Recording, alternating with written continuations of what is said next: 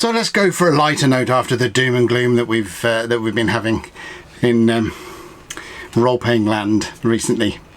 As an industry grows, you can see its worth by the amount of parody it receives and the nature of that parody. The role-playing game industry, by the time it got round to 1989, was obviously reasonably old by that time. If we take its kick-off date in '74 for the release of Dungeons and Dragons, and by the end of the '80s, it had grown huge. Dungeons and Dragons was selling a lot. TSR was one of the biggest game companies in the world, and so the whole concept of role-playing had opened up to parody.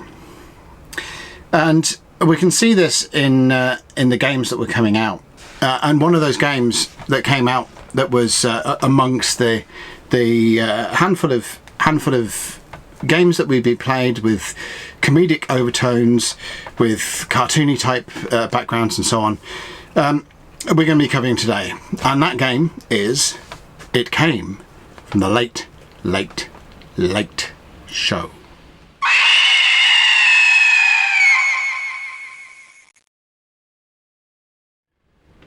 It Came from the Late, Late, Late Show.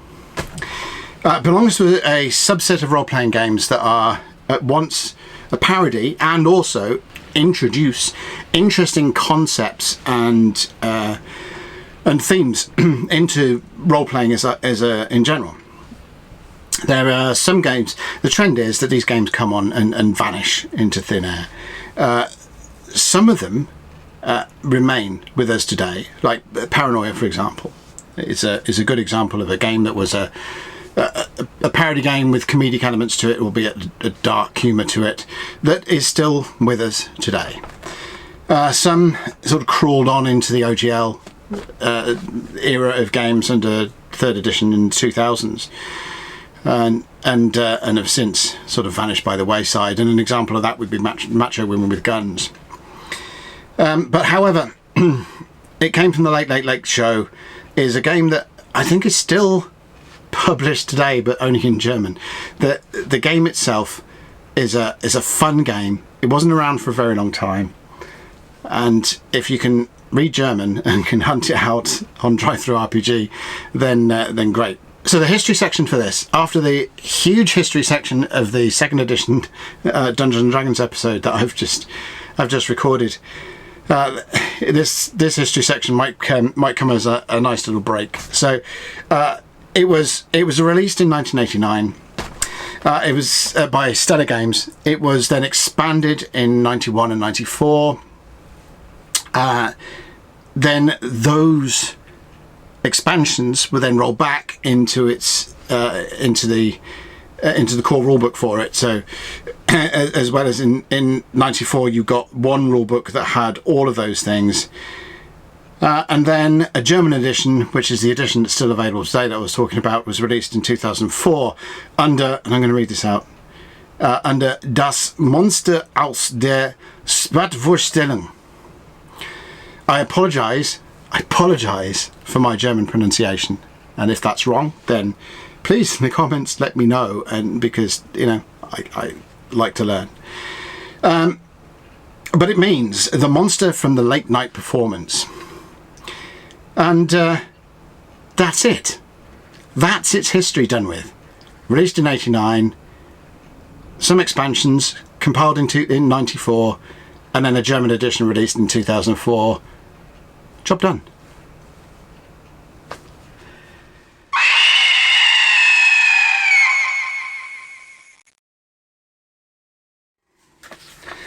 So this is the edition. This is the edition that I have, and this is the '89 edition. The '89 2nd edition. There you go. Let me explain the concept of the game, and then maybe you'll either get it or you won't, whatever one you think. So the core concept of It Came from the Late Show is that you don't play a character. You don't play, like in Dungeons and Dragons, where you play a fighter, or you play a barbarian, or you play a whatever. In this case, you play an actor, and your core abilities are all based on that actor. Now, that actor then engages in scenarios that are movies. So the actor might play a particular part in a movie, be that a damsel in distress or a hero, a heroic explorer, or whatever. So the player plays an actor, plays a character in a scenario or campaign that is a movie. And the scope of the movies that we're talking about, so if you've ever watched Elvira's late night movies or ever been interested in B movies, especially of the horror genre, then that's the sort of movie that we're talking about. We're not talking about high class, high stakes fiction or action movies or anything like that. We're talking about B movies, be they dodgy horror movies, or be they exploitation movies, or be they the dodgy kung fu movies from the 70s and 80s. So the characters, the actors, have 5 stats: build, dex, brains, looks, and fame, and they have survival points, which are the sum of build and fame. They have a personal profile, which is their general details of stuff, and they have props that are provided to them for a particular movie. So they are they're generally their equipment. They also have talents, which are skills. They're the actor's skills, and these cover social interaction stuff like leadership and lying and carousing and that kind of thing, and physical stuff like acrobatics and so on. And there's all sorts of other talents that can go through. So there's a cheerleading talent, for example, and it works on a percentile roll basis for succeeding at any of these. And that's pretty much all there is to character generation. The character for the game can be knocked up in next to no time at all. So the game is played in a movie-themed block. So the timing of it, where some games use rounds or turns or whatever, the timing of it uses the vernacular of movies. So you get frame and takes and reels, and all those have particular meaning in the scope of the way that the movie or the adventure is put together. So combat takes place in frames and takes. And that's based on a weapon skill talent against an actor's ability to get out the way of that. So it could be you're trying to stab them and they've got an ability to try and dodge that. Damage from combat is inflicted against the survival points of the character, and then when they reach 0, then the character's not dead. It's just that their actor is now not in the movie. They've been eliminated from the movie.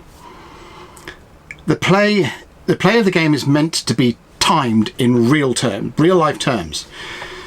So rather than some role-playing games where you deliberate what your character is going to do and then finally give the dungeon master, oh, this is what I want my character to do, and then the adjudication has gone on there, you have only got a very limited amount of time in order to present what you want your character, your actor's character to do. And if you go over time, then tough, you've lost your go, and then it goes on to the next players. So in order to get over that, if you need time to think, you can call for things like commercial breaks.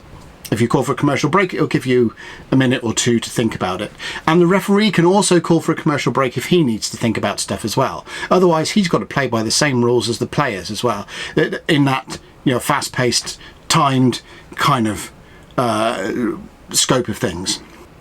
You can also do things like have your actor storm off set if it feels like he's going, and that also may give you some space to think about what's going on while the studio negotiates with the actor that has stormed off to get them back onto the set to continue the movie. So every player also has stunt doubles, so they can use their stunt doubles in combat, and when the stunt double survival points are reduced to 0, then the stunt double is no longer available to the player.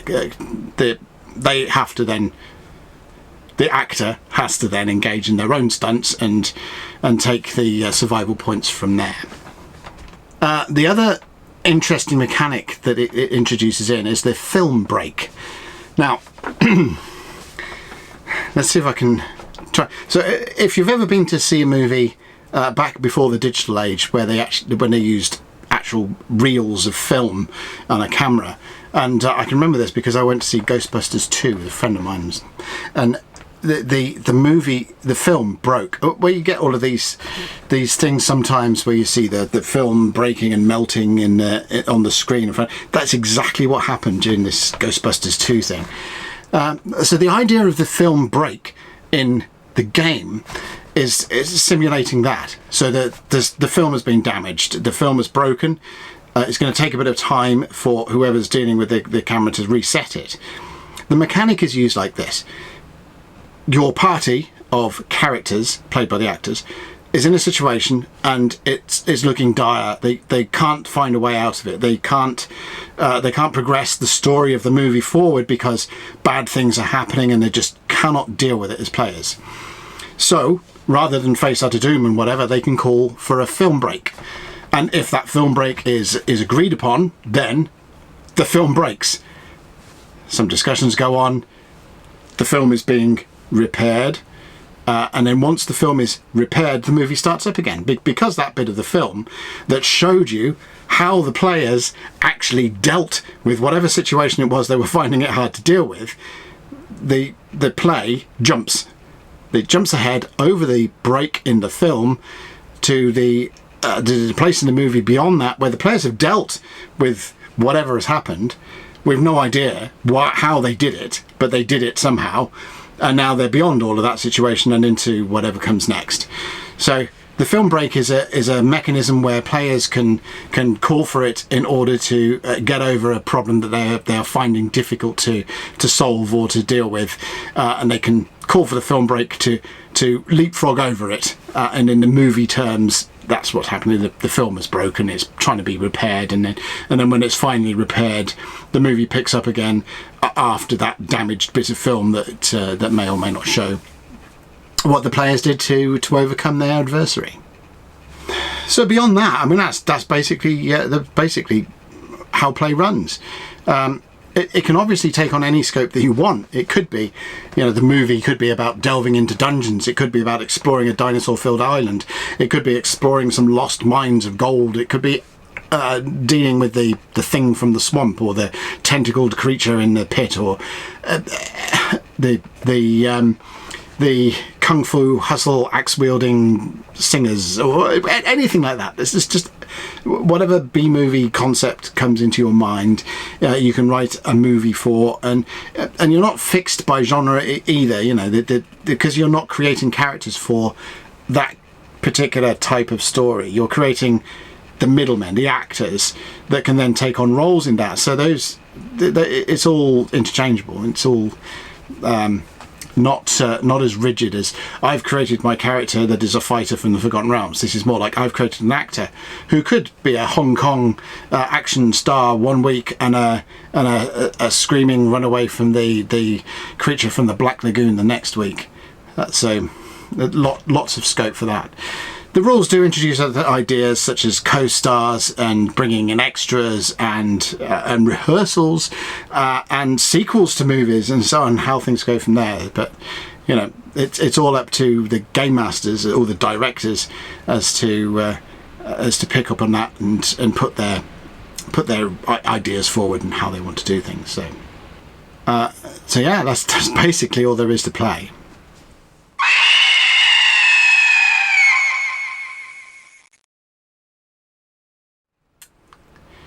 The rules for the game in review are very simple, can be hilarious if everyone's in the right state of mind to play. It's the same with any kind of comedy game, and this goes for Paranoia and Bunnies and Burrows and Tomb and all this kind of stuff. You've got to be in the right frame of mind to play them, and when people are in the right frame of mind, then these can be absolutely hilarious to play. If you're going to take things too seriously, then just avoid all the games that have a comedic element to them, because you're just not going to enjoy them, and no one else at the table is going to enjoy you taking it too seriously either. the whole idea about the players playing actors rather than characters means that, like I said, you can just expand out into any kind of situation you could, and any kind of genre as well. I mean, things like science fiction aren't really touched on so much, but certainly, I mean, how many B-movie science fiction movies are there? If you wanted to go down Flash Gordon route or the Rocketeer or anything like that, I mean, it's just anything that comes to mind, you can do this. If you are going to do those things, though, if you are going to follow down the Rocketeer and the Flash Gordon kind of route and things to create these B-movie serials, just remember, very important facet, you have to, at the end of each game session, leave them in inescapable peril, only to find out how they escaped it at the beginning of the next session. It's very important. Otherwise, what's the point in doing a serial?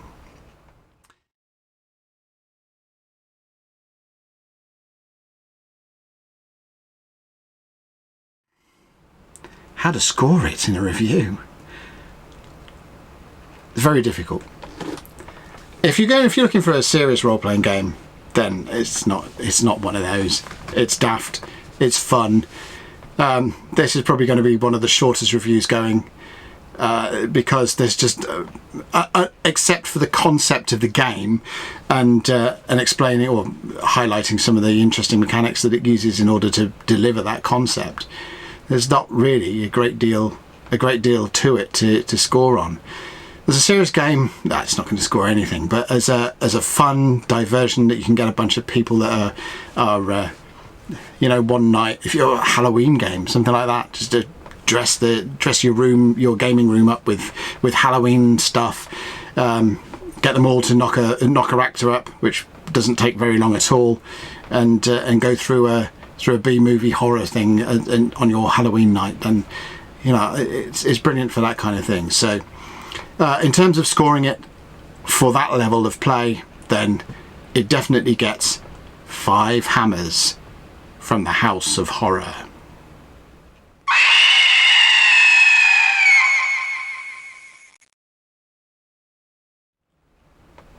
So for the essentials, well, unfortunately, I mean, it comes in, there's that edition, and there's a couple of others that I will sling up. And there's the German edition, which is still available on Drive-Thru-RPG today, but the English editions sadly have gone out of print. Yeah, so they hunt it down through eBay and what have you if you were interested in playing it. I'm not sure it would cost you that much to try and pick it up if you found a copy.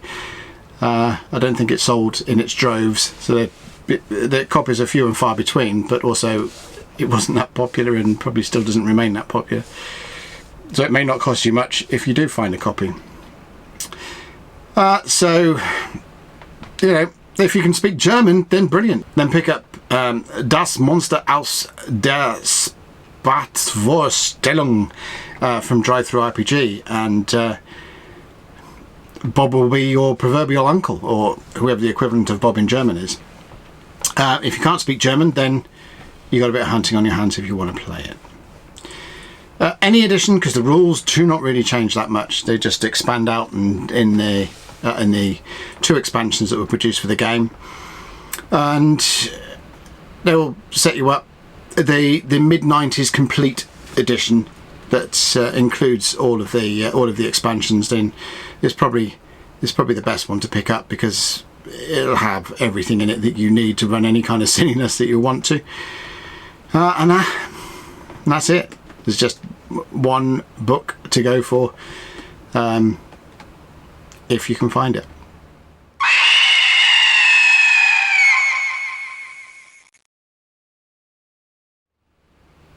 So in summary, silly, fun game, quick to play, quick to get your head around the concepts, not a huge amount of rules in there, probably take you about 2 minutes to explain to the players what they can do and how they run the game, and once they get into the idea of it, then it can be an absolute blast to play.